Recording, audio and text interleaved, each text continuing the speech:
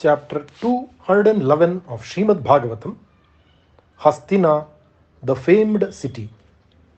Om Namo Bhagavate Vasudevaya. Akrura reached Hastina, the famed capital of the kings of the Paurava race. Wherever his eyes turned, he could see signs of the achievement of each of the many kings who had ruled there. He spent some time admiring the beauty of the city and finally arrived at the palace gates. He was met with great honor and respect by Bhishma the veteran and the old blind king Dhritarashtra, the son of Ambika. Vidura was there, the brother of the king and his mentor. Kunti, Somadatta with his son, Drona and Kripa, the preceptors of the princes, Duryodhana, his friend Radheya, and Ashwatthama, the son of Drona, and the Pandavas. Akrura met all of them, and they were all very cordial, and they spoke very happily about the release of Mathura from the tyranny of Kamsa. Kunti was solicitous about the welfare of her brother and his wife Devaki. Akrura told them all that they wanted to know. Bhishma and the others pressed him to stay on with them for a while, and he readily agreed to, since that was the very purpose of his visit to Hastina. Akrura saw for himself the prowess of the Pandavas, their goodness and the magnetism they had. Everyone who met them could not but love them. Akrura also saw the dexterity with which they handled their weapons. He saw their bravery and, more than all these, their humility. At the same time, he saw too the eyes of Duryodhana and the jealousy that was mirrored in them. He saw the many small ways in which the Pandavas were being ill-treated by their cousins. Akrura saw how the old king allowed this all the while because he was himself jealous of his own brother once and now of his brother's sons. Kunti and Vidura had long sessions with him, and they told him about the attempts of Duryodhana to kill Bhima. Kunti's tears flowed without restraint. Till now she had only Vidura as her confidant. Seeing Akrura and knowing that he had been sent by Vasudeva, her grief was finding some solace. She could speak to him without fear. Here's what I found. She said, "Oh my dear brother, how is everyone at Mathura? Do they at all at any time think of me? Do they remember me at all? Unfortunate women that I am, I have not had the privilege of being with them during their days of pain, nor am I able to share their joy now. Do the sons of Vasudeva know about me at all? Do they know that they have an aunt who has ever been the victim of fate, who has not tasted happiness ever since she was a young girl? Here I am, caught like a deer in the midst of wolves. My children and I have no hope of being left alive. Does Krishna, who rescued my brother from Kamsa, have any idea of saving me too, with my sons? Tell him that I am thinking of him day and night, and that I am waiting for a sign from him that he will take care of us, of our welfare. We are in his hands." Akrura and Vidura comforted her, and then Akrura told her the purpose of the birth of Krishna, that he was on the earth only to punish the wrongdoers like Duryodhana, and that she should possess her soul in patience. When he had gathered all the information he wanted, Akrura expressed his desire to go back to Mathura. Bhishma and the other elders pressed him to stay longer. He told them that he had already spent quite a few happy months with them in Hastina, and that he had to go since King Ugrasena and Vasudeva would need him. Reluctantly, Bhishma agreed to let him go. Before leaving, he thought that a piece of advice should be given to Dhritarashtra. Perhaps, if he took it in the spirit in which it was offered, a lot of unpleasantness might be avoided, and the eyes of the old king might open at least inside his mind and make him more righteous in his attitude towards the orphans. When he was with Bhishma and Vidura, Akrura wanted to talk to Dhritarashtra. This man was evil by nature, and his love for his son had made him suffer from this dread sin of injustice. he decided to speak a few words of censure and advice and then leave for Mathura. Om Namo Bhagavate Vasudevaya. Shri Krishnar Pranamast. Chapter 212 of Shrimadbhagavatam, a piece of advice. Om Namo Bhagavate Vasudevaya.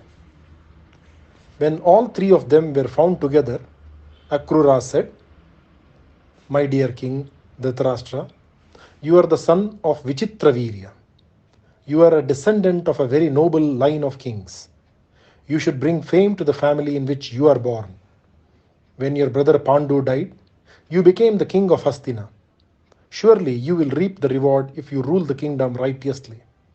If you please your subjects in every way, if you treat your own sons and those of others with the same affection, if you love yours and those of others equally, you will be remembered in after times as a worthy king of the lunar race.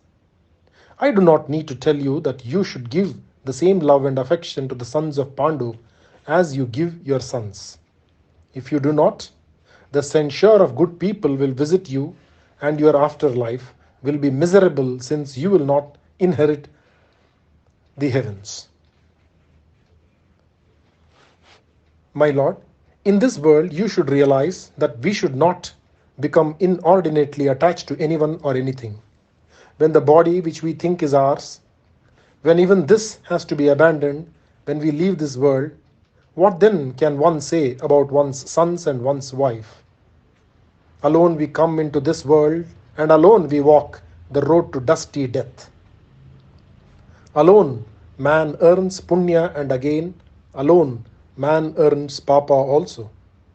Wealth, which man has earned by unrighteous means, is taken away from him by his enemies, who come in the shape of his sons and his dear ones and near ones.